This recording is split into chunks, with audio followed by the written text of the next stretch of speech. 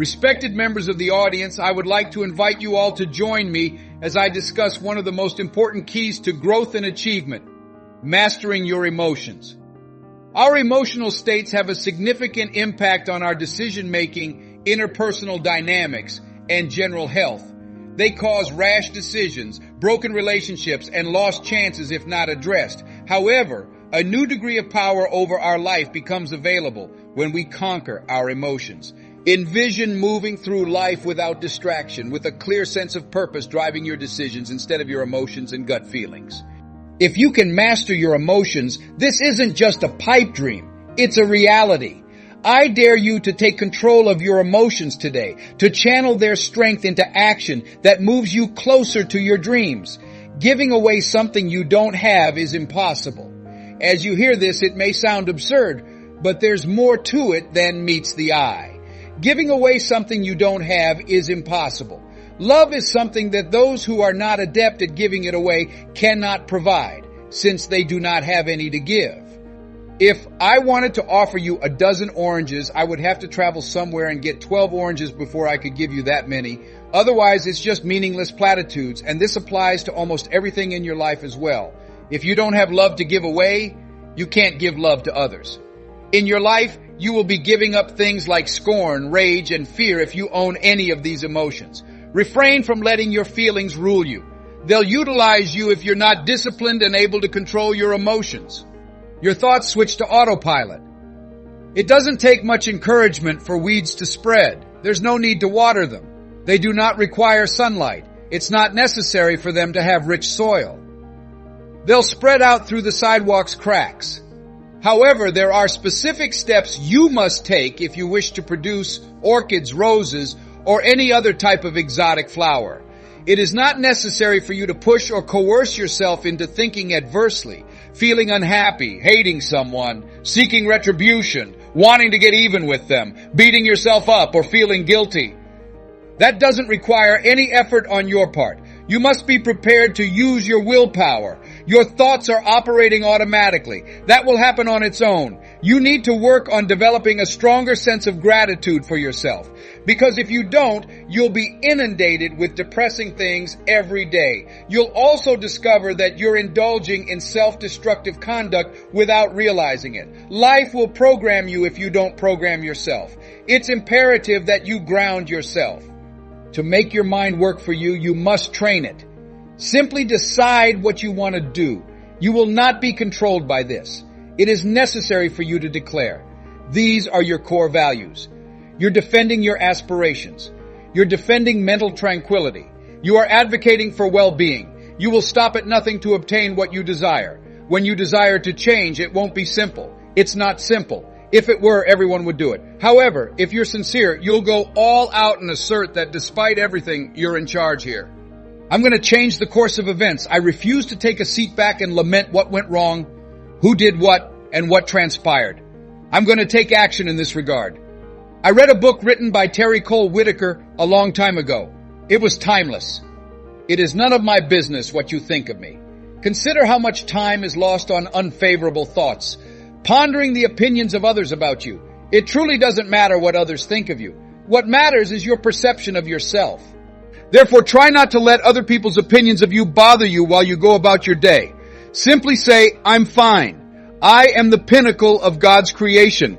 Therefore, it makes no difference what people say to you. It's the habit of what you put in your head. It's what you stack, put together, and construct. And I don't blame you now because there's a whole culture here that always assigns blame for whatever goes wrong in someone's life. It is a true scientific fact that your perspective on anything will alter when you shift your point of view. Now you take this minuscule subatomic particle, place it in a particle accelerator, increase the speed of these particles, and let them smash. You hit them with a speed of 250,000 miles per hour. In search of your source, you open up the particle accelerator and guess what's inside? Nothing. That the idea that gave rise to you sprang from an infinite sphere of energy with no beginning, no end, and no limitations. It's boundless. It has boundless possibilities. And if you understand this, my question to you is, did you start with that particle? Particles by themselves do not produce more particles. In the New Testament, St. Paul stated it this way: "That which appears does not originate from that which is seen." They had a peculiar way of speaking back then, didn't they? This implies that nothing that exists in the material world is a product of the material world. Life comes from the Spirit. The flesh is meaningless. Why can't the form of your existence exist in an energy field devoid of limits, form, and materiality, just like the shape of your eye can? You need to adopt a new way of thinking. It is the primary determinant of one's destiny. Every one of us arrived at our current location by thinking ourselves into it. Think yourself out of the job if you don't like it.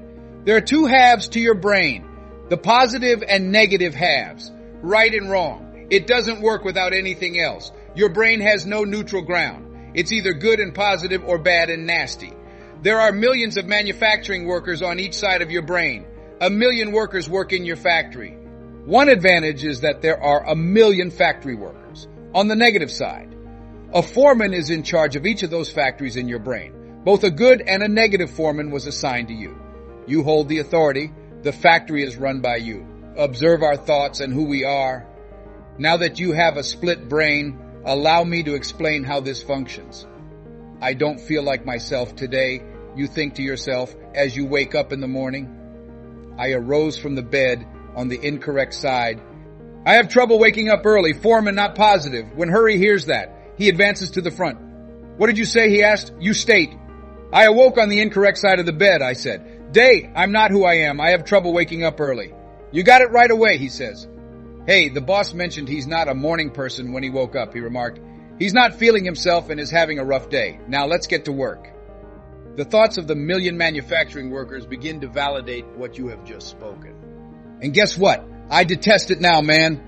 This morning my alarm clock went off. I have to get out of this traffic right now. I'll take a car down here and go over there. Even at work, I don't get along with these people. This is the worst automobile ever. I'm qualified to enter this morning. Cheryl, I wish I had a new automobile, but I'm driving this beat-up vehicle, and it keeps going and going. And at the end of the day, your day turns into what you ordered. You claim that you can wake up in the morning, but what? It's going to be an amazing day today. I'm hoping for a very positive outcome for me today. What did you say, you asked? You mentioned. I said, today is going really well for me. I'm hoping for a positive outcome today. Positively, the foreman spins around and says, all right, let me get your attention. Today is Steve's best day yet. He's hoping for some amazing things to occur. And let's get it going, man. And they begin to fabricate ideas. Same mentality. I'm really excited to start work today, man. Even if it's not the work I want, I'm still employed. I'm quite happy that I have a car to travel to work every day. Well, at least I have a check coming in, dude. I can walk to the train, which is something I love about not owning a car. This is going to be so awesome today, man. That's how the mind operates. It never switches off. You can alter your altitude by altering your attitude. Everything is dependent on your perspective. Not how things actually are, but how we perceive them has a greater impact on our life. Our perception of them is what most influences us. Additionally, showed me that the mind functions similarly to a mental factory. Additionally, everything you think about throughout the day adds materials to this mental factory.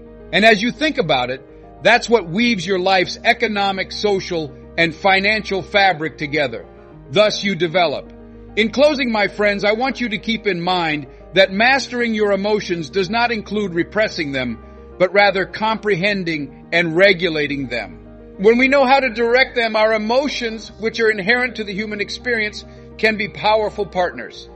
Consider the instances in which you let your feelings guide your decision-making and the subsequent actions that you came to deeply regret. Taking a deep breath, pausing to think, and responding purposefully instead of reacting hastily could have made a world of difference in those situations. Emotional regulation is a powerful tool. Begin by cultivating an attitude of self-awareness and mindfulness. Recognize the warning signals of tension, rage, or anxiety by paying close attention to the things that cause you to feel these emotions. Take a deep breath, stand aside, and give yourself a chance to collect yourself when you sense these emotions building. Never forget that your response is entirely up to you. Do your best to keep your emotions in check as you depart from this place today. Stay calm, keep a good outlook, and surround yourself with people who understand and can empathize. Doing so will boost your health, which in turn will improve your relationships and make it easier for you to reach your objectives. I appreciate you coming along with me as we work toward emotional maturity. As we work toward more conscious, balanced, and satisfying lives, let's keep encouraging one another. Your capacity to manage your emotions is the foundation to your success and pleasure. Let this power lead you to a life of more serenity, understanding, and success. Embrace it. Now is the moment to master your emotions and your life. Go.